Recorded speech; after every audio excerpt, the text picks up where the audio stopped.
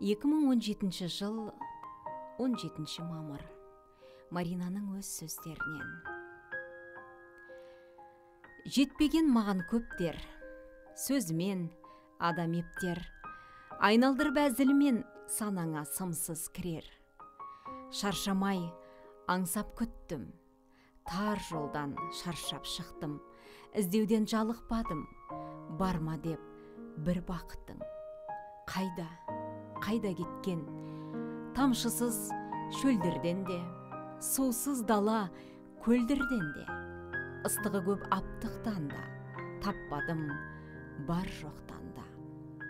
Шындықты көп тіледім, қабыл болса деп тілегім, алақанмен аспан қарап жаратқаннан жалғыз бедім. Мейлі, сондай ақ болсын, күндердің бір күнінде, мен іздеген жүректің келетінін білемін, Алла деген ниеттің тыншитынын орнығып, түсімнен де көремін.